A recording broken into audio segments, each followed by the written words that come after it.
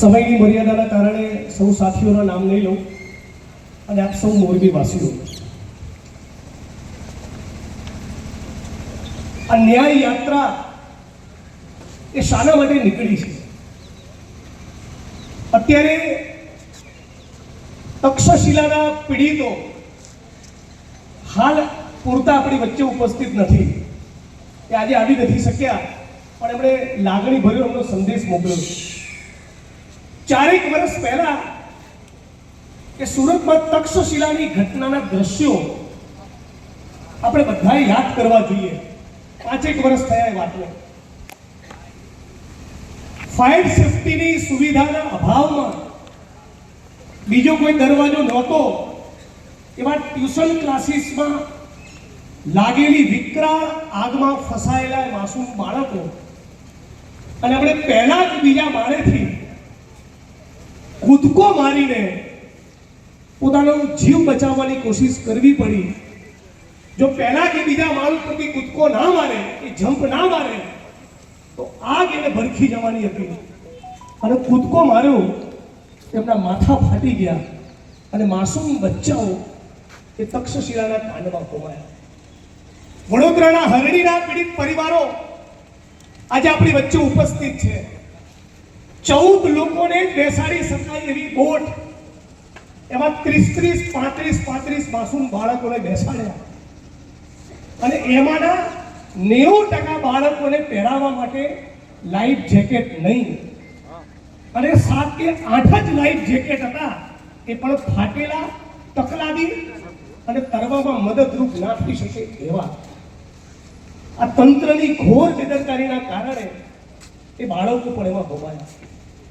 લાલજીભાઈ પાલભાઈને પૂર્વેના સાથીઓ વાત કરીએ પ્રમાણે રાજકોટના ટીઆરપી ગેમિંગ ઝોનની ઘટનામાં 3000 ડિગ્રીની આગ.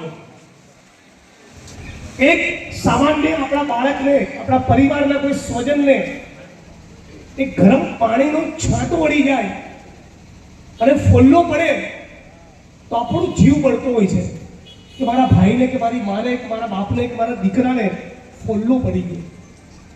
3000 ડિગ્રીની આગમાં 12 માસૂમ ભૂલકાઓ, ગુજરાતના 27 નિર્દોષ નાગરિકો એ દાઝ્યા નહોતા, એ ભડથું થઈ ગયા. એમની લાશ, એમનો મૃતદેહ પાછો નહીં મળ્યો, એમના શરીરના ટુકડા, એમના અવયવોને અંગો પાછા આપ્યા છે. આ મોરબીએ સૌથી મોટો કાંડ જોયો.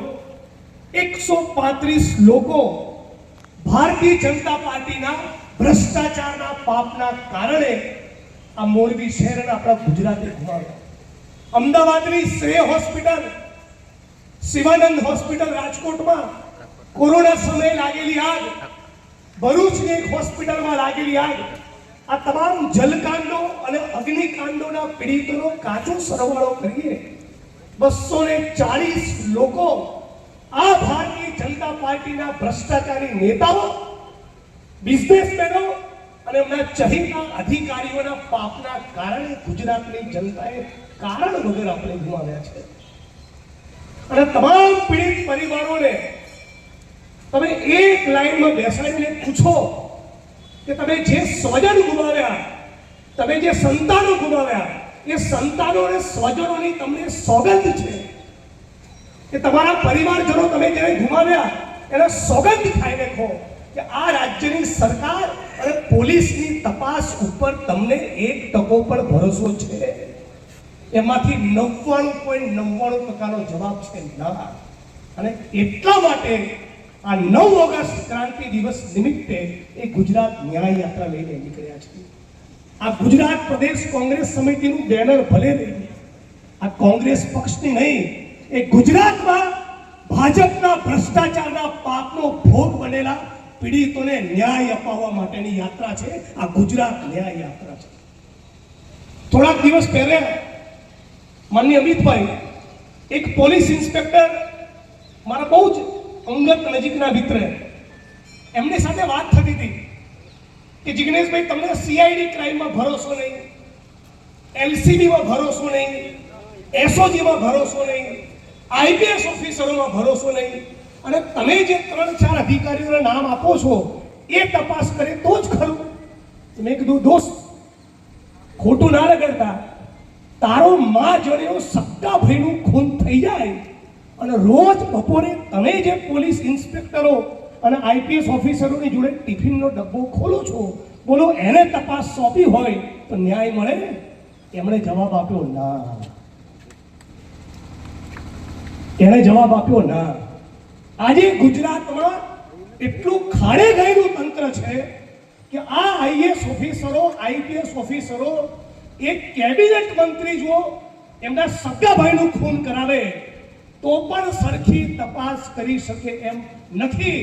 અને એટલા માટે જેણે પોતાનું સંતાન ગુમાવ્યું, જનિતાના હાથમાં બેનર છે કે લાખ વાતની એક વાત, મોરબી ઝૂલતા પુલની તપાસ એ સીબીઆઈને સોંપો, અથવા જેનો પૈસામાં ડોળો નથી એવા 2-5 આંગળીના વેડે ગણાય એવા જે નોન કરપ્ટ આઈપીએસ અધિકારીઓ છે એને તપાસ સોંપો.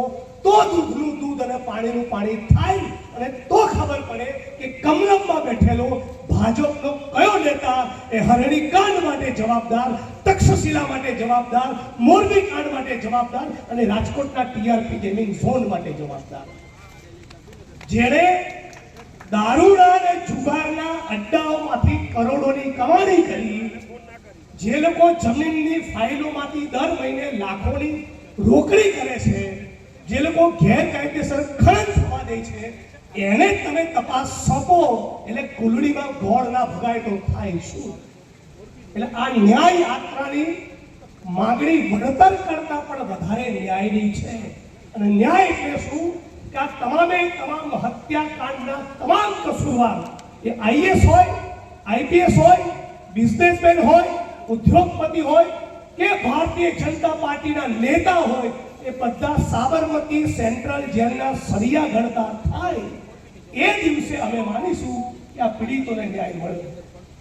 સાથીઓ, આ મોરબી શહેરમાં લાલજીભાઈએ વાત કરી પ્રમાણે નગરપાલિકાને સુપરસીડ કરી